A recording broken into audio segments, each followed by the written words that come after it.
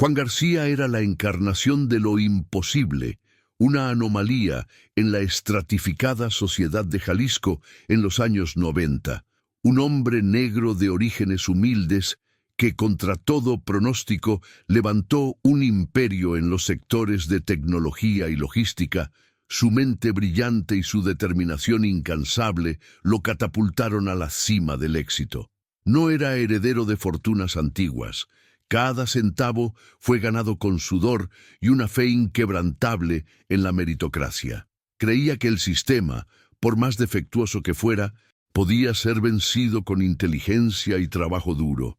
Era un filántropo, un hombre que reinvertía en su comunidad, intentando pavimentar para otros un camino que él mismo había abierto solo. Era la prueba viviente de que el sueño era posible, pero apenas sabía que la pesadilla estaba a punto de comenzar. Es por historias como la suya que sigo compartiendo estos relatos, y si puedes suscribirte para que alcancemos la meta de 1000 suscriptores y comentar desde dónde estás viendo, me ayudas a traer más narrativas impactantes como esta. Lejos de los rascacielos acristalados de sus empresas, el verdadero imperio de Juan era su hogar. Allí no era el magnate temido en los negocios, sino simplemente el esposo de Sofía y el padre de Luna. Su vida, meticulosamente construida, giraba en torno a ellas. Las mañanas estaban llenas del aroma del café que él mismo preparaba para Sofía y de las risas de Luna mientras corrían por el jardín. Era un hombre que, a pesar de la riqueza, encontraba su mayor tesoro en los momentos más simples: leerle un cuento a su hija antes de dormir o compartir una copa de vino con su esposa al final de un largo día. Esta dedicación a su familia era su fuerza motriz, la brújula que guiaba todas sus decisiones y lo mantenía con los pies en la tierra, un recordatorio constante de lo que realmente importaba en medio del mundo de ambición y poder. La mansión de los García, enclavada en las colinas de Guadalajara, era más que una demostración de riqueza. Era un santuario, diseñada por el propio Juan. Sus paredes de cristal se abrían a jardines exuberantes, creando una fusión perfecta entre la arquitectura moderna y la naturaleza. Cada obra de arte, cada mueble, contaba una historia, un recuerdo de viajes y momentos felices. Era un mundo de luz, transparencia y belleza, un reflejo de la vida que Juan creía haber solidificado. La piscina relucía bajo el sol, reflejando el cielo azul, un oasis de tranquilidad que aislaba a su familia de la creciente hostilidad de la ciudad. Este era su castillo, la fortaleza construida para proteger a sus amores de la oscuridad que él sabía que existía, pero que ingenuamente creía que nunca se atrevería a cruzar sus puertas. Sin embargo, el Jalisco de esa década era una tierra de contrastes brutales, donde la prosperidad danzaba peligrosamente con la violencia. El poder de los cárteles se infiltraba como una plaga silenciosa en todas las esferas de la sociedad, desde el gobierno hasta la policía. Las noticias sobre secuestros y ajustes de cuentas eran un ruido de fondo constante, una melodía sombría que la élite intentaba ignorar en sus fiestas lujosas y eventos de caridad. Juan, consciente de los peligros, invertía fuertemente en seguridad, convencido de que sus murallas, tanto físicas como financieras, eran impenetrables. Navegaba por este mundo con una confianza calculada, creyendo que su influencia y su postura de neutralidad lo mantendrían a él y a su familia intocables. La frágil paz que disfrutaba era una ilusión a punto de ser destrozada. El recuerdo que lo atormentaría para siempre sería el de la última cena.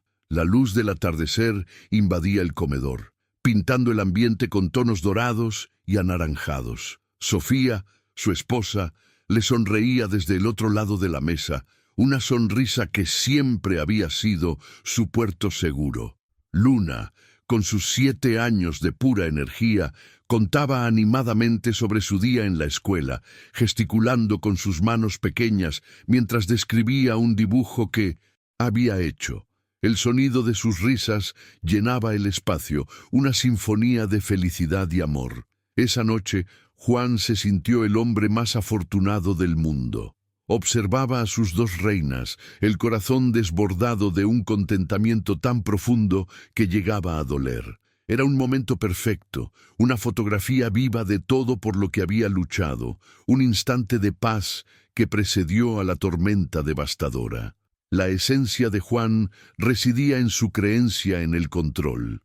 Era un arquitecto, no solo de edificios y sistemas logísticos, sino de su propio destino. Su viaje de la pobreza a la opulencia reforzó la idea de que el universo era un sistema lógico, donde el esfuerzo y la inteligencia generaban resultados predecibles. Veía el éxito no como un pasaporte al exceso, sino como la herramienta definitiva para garantizar la seguridad y el bienestar de su familia. Proteger a Sofía y Luna era su misión principal, el propósito que daba sentido a cada adquisición, a cada contrato cerrado. Esta convicción en su propia capacidad para moldear la realidad y proteger a los suyos lo cegó a la verdad caótica y brutal de que ciertas fuerzas no pueden ser controladas, negociadas o vencidas por la lógica. A pesar de su estatus, Juan siempre fue un forastero. En los salones de la alta sociedad de Guadalajara era un objeto de curiosidad y resentimiento velado. La élite tradicional, de apellidos antiguos y fortunas heredadas, lo veía como un nuevo rico, un intruso en su club exclusivo. El color de su piel y su origen humilde eran susurrados en las esquinas, incluso mientras le estrechaban la mano y elogiaban sus logros. Juan sentía esta exclusión, esta hipocresía, pero la ignoraba, enfocándose en sus propios objetivos. Esta posición de aislamiento, sin embargo, sería crucial más tarde. No tenía verdaderos aliados entre los poderosos, nadie a quien recurrir cuando el sistema le diera la espalda. Estaba, y siempre estuvo, fundamentalmente solo en su torre de marfil. Esa noche fatídica, después de mindorse acostar a Luna, Juan encontró a Sofía en el balcón, observando las luces de la ciudad titilar a lo lejos. El aire estaba en calma, perfumado por el jazmín del jardín. Hablaron sobre el futuro, sobre un viaje a Europa que planeaban, sobre los sueños que aún tenían para su hija. Él la abrazó, sintiendo el calor de su cuerpo, inhalando su perfume, grabando ese momento en su alma sin saberlo. «Hemos construido una buena vida, mi amor», susurró ella, y él asintió, sintiendo una ola de gratitud y paz. Fue la última vez que sintió paz. Fue el último momento de silencio antes de que su mundo fuera engullido por un grito interminable, un eco de dolor que redefiniría su existencia y lo transformaría de constructor de imperios en un ángel de la muerte. El sonido que rompió el silencio de aquella madrugada no fue el de una alarma o una sirena, sino el timbre estridente del teléfono junto a su cama. La voz al otro lado era fría, desprovista de cualquier emoción, un timbre metálico que hablaba de negocios, pero el producto era la vida de su familia. Las palabras fueron simples, directas y brutales. Sofía y Luna estaban con ellos. El rescate era una cifra astronómica, una cantidad que pondría a prueba los límites de su imperio, pero la condición era absoluta, sin policía. Cada sílaba fue un martillazo en el pecho de Juan, haciendo añicos la cúpula de cristal que había construido alrededor de su vida. El control, la certeza, el orden, todo se deshizo en un instante, reemplazado por un pánico helado que le recorrió la espalda, un terror primordial que nunca imaginó ser capaz de sentir. Actuando con el automatismo de un hombre en shock, Juan se sumergió en la oscuridad de esa nueva realidad. Su cerebro, acostumbrado a calcular riesgos y ganancias, ahora operaba en un único modo: supervivencia. Activó su red de contactos no para cerrar negocios, sino para liquidar activos en cuestión de horas, transformando acciones y propiedades en pilas de dinero en efectivo. Cada llamada fue un ejercicio de autocontrol, su voz firme, enmascarando el torrente de desesperación que lo ahogaba por dentro. Se movía por su mansión vacía como un fantasma, el silencio ahora opresivo. Cada eco un recordatorio torturante de su ausencia. El imperio que construyó para protegerlas ahora sería el instrumento para comprarlas de vuelta, y él sangraría cada centavo sin dudarlo, pues el mundo sin ellas ya no tenía ningún valor. El lugar del intercambio era un cliché de película de terror, un complejo industrial abandonado en los confines olvidados de Jalisco, un esqueleto de hormigón y óxido bajo un cielo sin estrellas. Juan condujo solo, el coche lleno de maletas de dinero, cada kilómetro aumentando la presión en su pecho. La atmósfera era densa, el aire cargado con el olor a moho y decadencia, un presagio sombrío de lo que estaba por venir. Siguió las instrucciones con una precisión robótica. Dejó las maletas en el lugar indicado y retrocedió, el corazón martilleando contra sus costillas. La espera que siguió fue la más larga de su vida. Los minutos se extendieron por una eternidad en el silencio ensordecedor, un vacío donde la esperanza y el pavor libraban una batalla mortal en su alma. La esperanza murió al amanecer del tercer día. No hubo llamada telefónica, ninguna exigencia adicional. La noticia llegó en forma de sirenas lejanas que se acercaban, un sonido agorero que lo guió hasta un terreno baldío. La escena era una pesadilla grabada en cinta amarilla de la policía. El desprecio casual de los oficiales, el brillo impersonal de los flashes de las cámaras y, en el centro de todo, dos bultos cubiertos por sábanas blancas. En el momento en que un policía levantó una esquina de la tela, el universo de Juan implosionó. No hubo grito, no hubo lágrimas, solo un silencio absoluto, un vacío cósmico que lo engulló por completo. El hombre que era Juan García, el esposo, el padre, el magnate, murió allí, junto a los cuerpos de su esposa e hija, dejando atrás solo una cáscara vacía, llena de una nada infinita. En la comisaría, el olor a café recalentado e indiferencia llenaba el aire. El detective, un hombre con una mirada cansada y un bigote manchado de nicotina, recitó la conclusión con una monotonía burocrática. Un secuestro que salió mal. El caso sería archivado. Fue en ese instante, bajo la luz fluorescente que zumbaba sobre su cabeza, que el dolor de Juan se cristalizó. El luto se transformó en una claridad gélida y cortante. El sistema no había fallado. Era cómplice.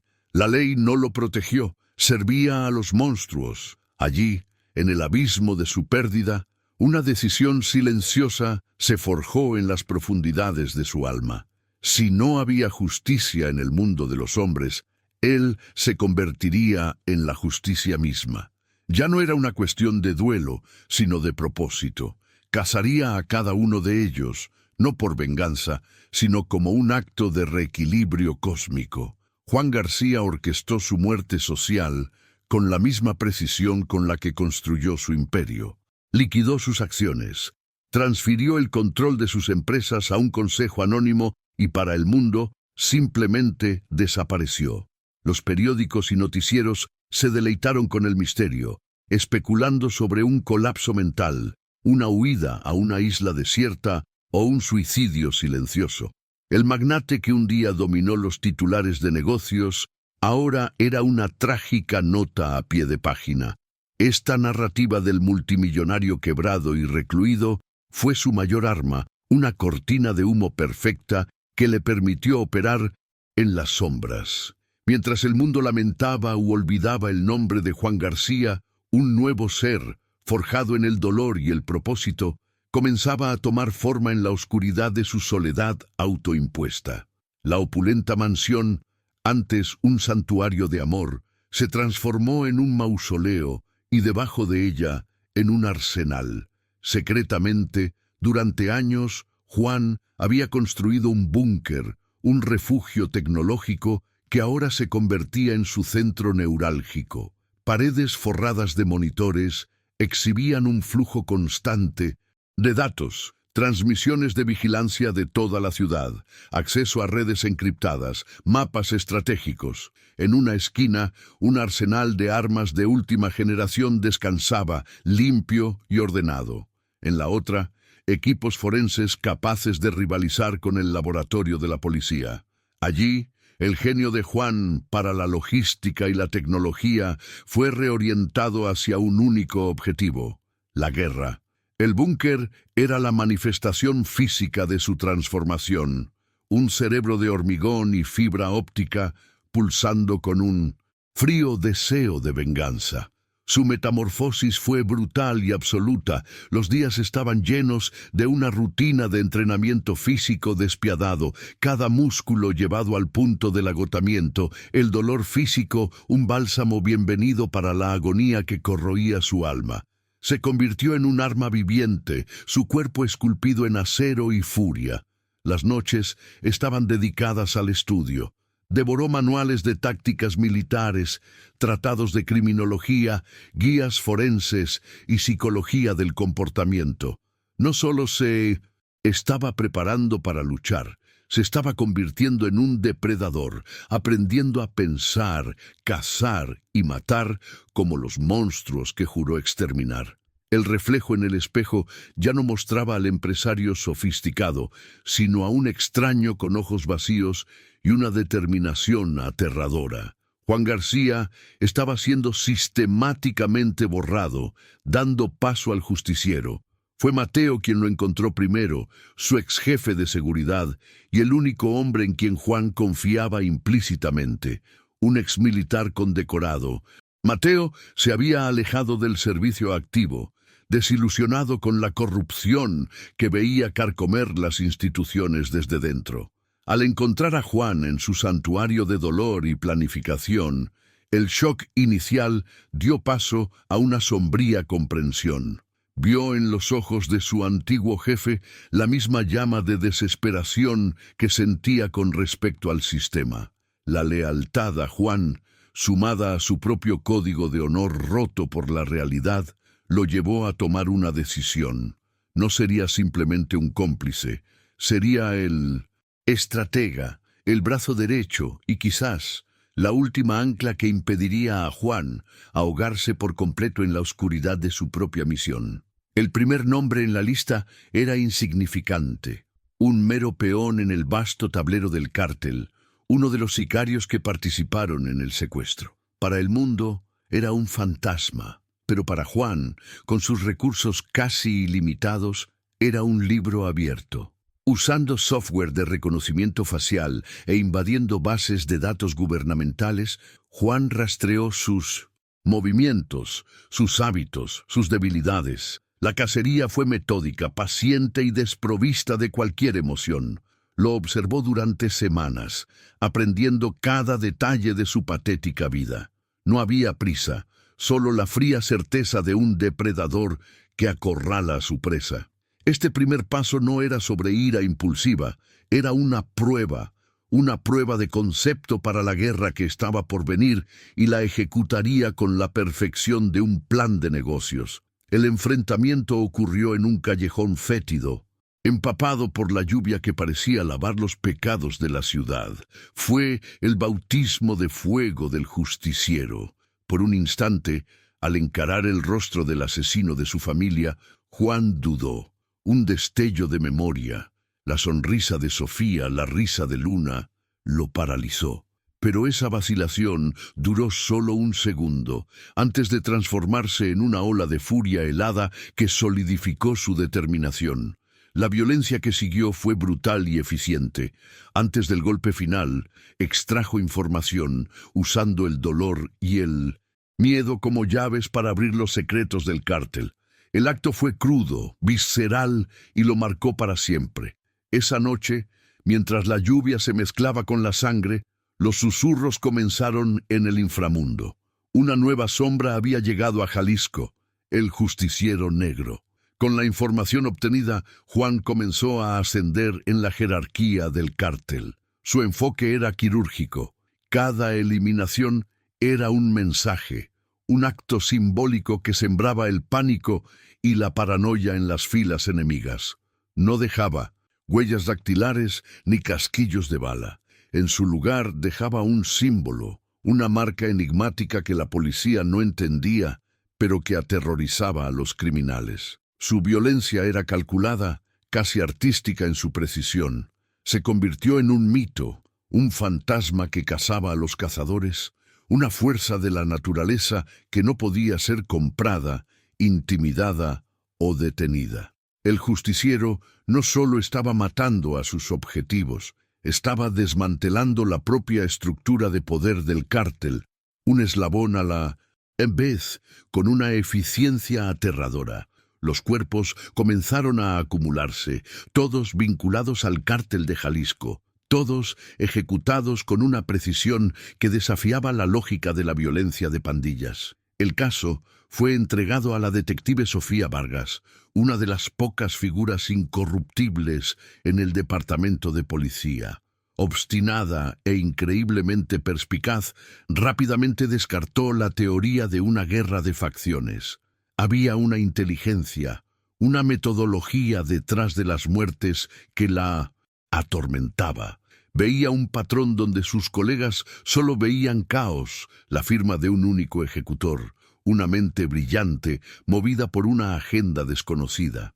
Sin saberlo, se convirtió en la cazadora oficial de la sombra en la que Juan se había convertido, una mujer de ley, persiguiendo a un fantasma nacido del fracaso de la propia ley.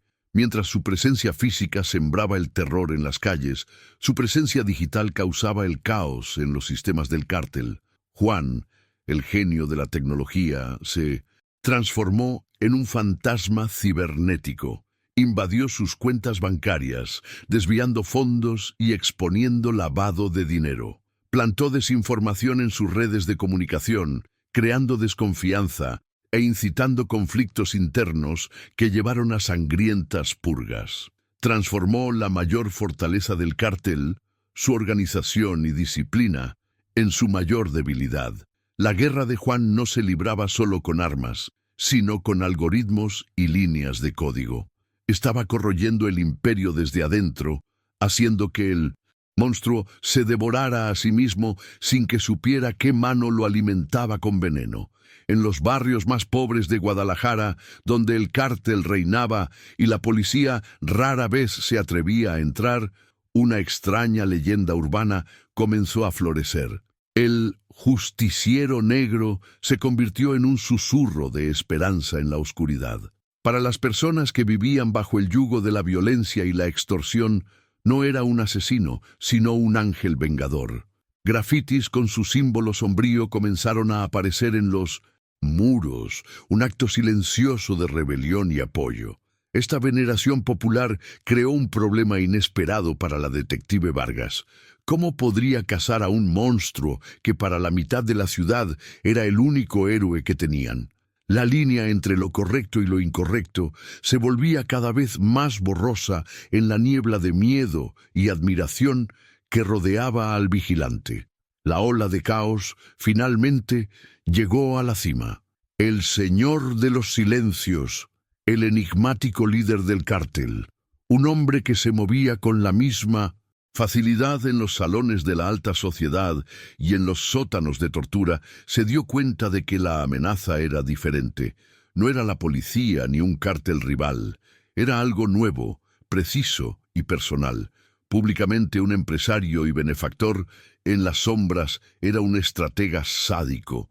Con una calma escalofriante, movilizó sus vastos recursos no solo a sus sicarios, sino a sus contactos en la política y la policía para cazar al fantasma que atormentaba su imperio. La cacería asimétrica se había convertido en un duelo entre dos reyes operando en tableros opuestos, un juego mortal de anticipación y crueldad. Mientras Juan se adentraba más en su cruzada, Mateo observaba con creciente preocupación. La misión que había comenzado como un acto de justicia, se estaba transformando en una espiral de violencia cada vez más brutal. Juan se estaba volviendo más frío, más distante, la luz en sus ojos siendo reemplazada por un vacío gélido. Mateo, el pragmático exmilitar, ahora se encontraba en el papel de una conciencia renuente. «¿Esto sigue siendo por Sofía y Luna?», preguntó una noche en el silencio del búnker. «¿O ahora es solo por ti?». La tensión entre los dos crecía, un recordatorio constante de que la guerra contra los monstruos tenía un costo, la propia humanidad de quien la libraba. La fractura interna de Juan se manifestó en una noche lluviosa. Después de una operación particularmente salvaje, regresó al búnker con la sangre de otro hombre en sus manos. Se vio reflejado en 1900 uno de los monitores de vigilancia que se había roto durante una explosión de ira semanas antes. El cristal agrietado distorsionaba su imagen, dividiendo su rostro en fragmentos inconexos. En ese instante no se reconoció. Vio solo a un extraño, un depredador con ojos atormentados, una criatura de la noche. La imagen lo sacudió profundamente, una metáfora visual de su alma rota. El hombre que había sido, el esposo y padre amoroso, estaba perdido para siempre, reemplazado por ese mosaico de dolor y violencia. El precio del camino que elegí puede ser demasiado alto, pero dar marcha atrás ya no es una opción, y espero que ustedes que me acompañan lo entiendan. La detective Vargas era implacable. Usando su intuición y un análisis minucioso de los lugares de los crímenes, comenzó a predecir los movimientos del justiciero. Preparó una trampa, un cebo perfecto que Juan, en su arrogancia enfocada, casi no percibió. La operación que siguió fue un desastre por poco. Juan y Mateo se vieron forzados a una huida desesperada por los tejados de Guadalajara, con las balas de la policía zumbando demasiado cerca. El encuentro sirvió como una brutal advertencia. Vargas no era como los otros policías corruptos o incompetentes. Era una amenaza real, inteligente y determinada. Juan se dio cuenta de que estaba luchando una guerra en dos frentes, casado tanto por los criminales como por la única representante honesta de la ley que despreciaba. Mientras tanto, la periodista de investigación, Elena Ríos, comenzó a publicar una serie de artículos que sacudieron las estructuras de poder en Jalisco. Intrépida e incansable, comenzó a conectar a las víctimas del justiciero con un patrón de corrupción que alcanzaba los más altos escalones de la política y los negocios. Sus reportajes, aunque no mencionaban al vigilante, pintaban el cuadro de un sistema podrido, dando contexto a los asesinatos que aterrorizaban a la élite. Sin saberlo, se convirtió en la aliada más poderosa de Juan. Sus palabras eran tan devastadoras como las balas de él, y juntos, aunque desconocidos el uno para el otro, estaban atacando las dos cabezas del mismo dragón, el crimen y la corrupción que lo protegía. Reconociendo el poder de la prensa, Juan vio en Elena una herramienta para alcanzar su objetivo final. No bastaba con matar a los culpables, era necesario destruir el sistema que los creó. A través de un canal de comunicación encriptado y anónimo, comenzó a filtrar documentos, grabaciones y pruebas que obtenía en sus incursiones. Eran migajas de pan que guiaban a la periodista por el camino de la verdad. Era un juego peligroso que lo ponía en riesgo de exposición, pero sabía que la verdadera victoria no vendría del cañón de un arma, sino de la revelación de la verdad. Necesitaba destruir la reputación y la fachada de legitimidad de El Señor de los Silencios, para que su imperio se derrumbara públicamente. El Señor de los Silencios, un maestro de la manipulación, se dio cuenta de que el ataque no era solo físico, sino también informacional. Sintió el cerco cerrándose en torno a su reputación cuidadosamente construida. En respuesta, elaboró su propia trampa. Usando a un político de alto rango como cebo, Filtró a Elena Ríos una pista falsa, una historia fabricada que prometía ser la primicia de su carrera. Su objetivo era doble: desacreditar a la periodista y, más importante, usar su investigación para atraer al justiciero a un terreno donde él tendría la ventaja. El tablero de Mindo de Cien ajedrez se estaba volviendo más complejo, con peones y reinas siendo movidos en una danza mortal de desinformación y violencia. La detective Vargas, siguiendo su propia línea de investigación, finalmente encontró la pieza que faltaba.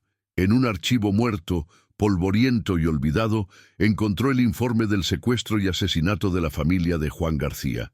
La investigación había sido superficial, cerrada a toda prisa y llena de inconsistencias. Cuando cruzó las fechas y los objetivos del justiciero con los nombres vagamente mencionados en el informe, todo encajó. La identidad y la motivación del vigilante se volvieron dolorosamente claras. La revelación la sumergió en una profunda crisis moral. Su obligación era arrestar a un asesino, pero su instinto le decía que estaba cazando a una víctima que buscaba la única justicia que le quedaba. La guerra de Juan cobró su precio más personal durante una incursión a uno de los laboratorios del cártel. La operación salió mal, y en medio del caos de disparos y explosiones, Mateo se arrojó frente a Juan para protegerlo de una ráfaga de balas. Verlo caer, sangrando en el suelo sucio, fue un shock que atravesó la niebla de ira de Juan. Logró sacar a Mateo, pero la imagen de su único amigo, su único vínculo con el pasado, casi muriendo por su causa, lo atormentó. Por primera vez en mucho tiempo, sintió algo más allá del dolor y la furia, el miedo de perder a la única persona que aún le quedaba. La cruzada ya no era solo suya. Había arrastrado a otros a su infierno personal. El conflicto evolucionó más allá de lo físico, convirtiéndose en una batalla psicológica librada en las sombras de Guadalajara. Juan usaba sus ejecuciones para enviar mensajes directos a el Señor, dejando escenas del crimen que recreaban simbólicamente los crímenes del cártel. En respuesta, el Señor usaba los medios, dando entrevistas como el empresario benevolente, pero insertando en sus discursos mensajes velados y amenazas que solo Juan entendería. Era un diálogo de muerte y simbolismo, un duelo de intelectos librado a través de intermediarios y titulares de periódicos. Cada uno intentaba quebrar al otro psicológicamente, anticipar su próximo movimiento, en una danza macabra que consumía a la ciudad. Después de meses de cacería, invadiendo sistemas e interrogando objetivos, Juan finalmente descubrió la piedra angular del imperio del Señor. No era una bóveda llena de dinero o drogas, sino algo mucho más valioso: un libro mayor digital. Este archivo contenía un registro meticuloso de cada soborno, cada chantaje, cada favor político que mantenía al cártel intocable. Era la prueba que conectaba a jueces, jefes de policía y políticos directamente con el Señor. Destruir al hombre no era suficiente. Para garantizar que ningún otro monstruo tomara su lugar, Juan necesitaba ese libro. Se convirtió en su obsesión, la clave no solo para la venganza, sino para la destrucción de todo el ecosistema corrupto. El premio final estaba guardado en el lugar más seguro de Jalisco, el penthouse del Señor, un rascacielos de cristal y acero transformado en una fortaleza impenetrable. Sistemas de seguridad de última generación, guardias armados en todos los pisos y la lealtad comprada de la policía local hacían de un ataque directo una misión suicida. Juan se dio cuenta de que la fuerza bruta sería inútil.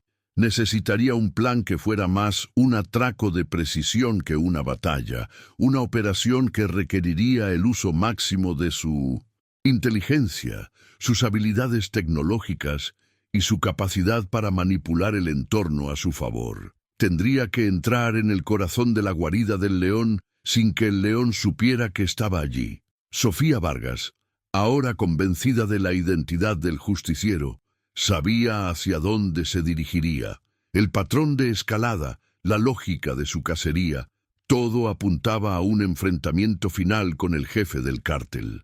No movilizó a su equipo para arrestarlo. En cambio, actuó sola, movida por una necesidad de entender, quizás incluso de intervenir de una manera que no involucrara esposas. Usando su conocimiento del pasado de Juan, su psicología, intentó anticiparse, no para detenerlo, sino para confrontarlo antes de que cruzara un umbral del que quizás nunca podría regresar. La colisión entre la ley y la justicia personal se estaba volviendo inminente. Con su plan final trazado, Juan envió un último mensaje encriptado a Elena Ríos. No contenía filtraciones ni pruebas, solo una instrucción y una coordenada de tiempo. Prepárate para publicar. El mundo necesita ver. Estaba preparando el escenario no solo para la batalla, sino para sus consecuencias. Su objetivo no era simplemente matar a el Señor en la oscuridad, era arrastrarlo a la luz, exponer a cada uno de sus cómplices y garantizar que la caída de su imperio se transmitiera en vivo a toda la nación. La venganza de Juan solo sería completa cuando la verdad fuera su arma más devastadora, asegurando que el legado del Señor fuera de vergüenza y ruina. La despedida de Mateo fue silenciosa y cargada de significado. El leal amigo, aún recuperándose de sus heridas, intentó disuadirlo, pero vio en los ojos de Juan que la decisión era irrevocable. No había más palabras que decir. Se estrecharon la mano, un gesto que sellaba años de lealtad y un viaje compartido en el infierno. Al ponerse su traje táctico por última vez, ajustando el chaleco y revisando sus armas, Juan se miró en el espejo.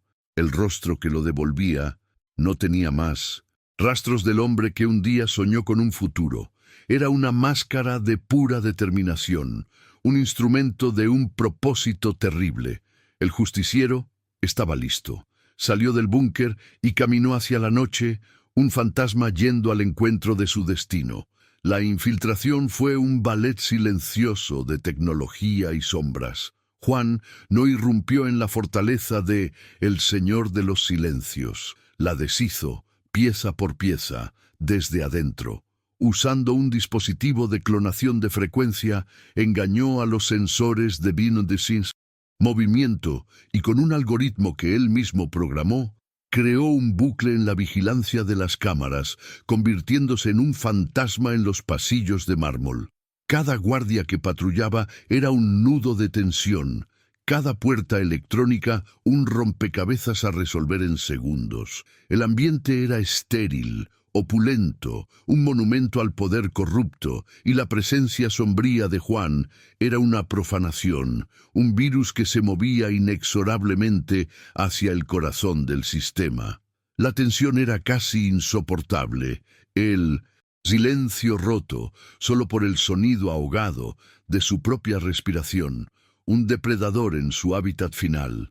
Encontró a el Señor en su oficina panorámica, con las luces de Guadalajara titilando abajo como una alfombra de diamantes caídos. El líder del cártel no estaba alarmado. Estaba sentado en un sillón de cuero con un vaso de tequila raro en la mano, como si esperara a un invitado para una reunión de negocios. Una fina sonrisa curvó sus labios cuando miró a la figura sombría que emergía de las sombras. Juan García, dijo, su voz tranquila y llena de una autoridad venenosa. Me preguntaba cuándo decidirías finalmente presentarte. La revelación de que su identidad era conocida le quitó el aliento a Juan por un instante. La trampa que pensaba estar montando ya lo esperaba, y el enfrentamiento físico inminente fue súbitamente eclipsado por una batalla de voluntades que ya había comenzado. Fue entonces cuando el Señor de los Silencios inició su confesión final, no con remordimiento, sino con un placer sádico. Se burló del viaje de Juan, de su noble cruzada, reveló la verdad con una crueldad calculada. El secuestro nunca fue por el dinero, fue un acto de castigo. Juan, con su próspera empresa de logística, se había negado a cooperar con el cártel, a usar sus camiones para transportar drogas.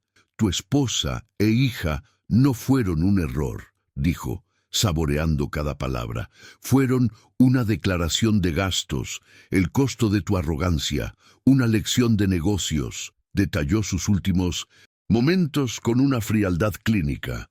Su monólogo, un arma diseñada para destruir la última fibra de cordura y propósito que le quedaba a Juan.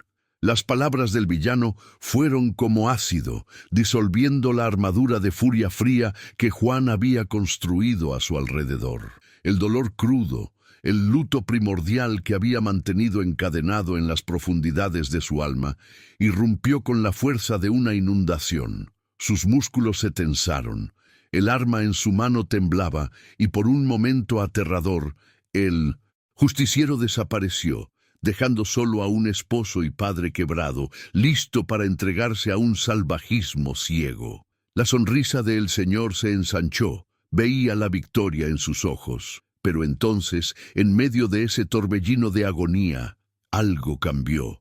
La imagen de Sofía y Luna no lo llevó al caos, sino a una claridad trascendental.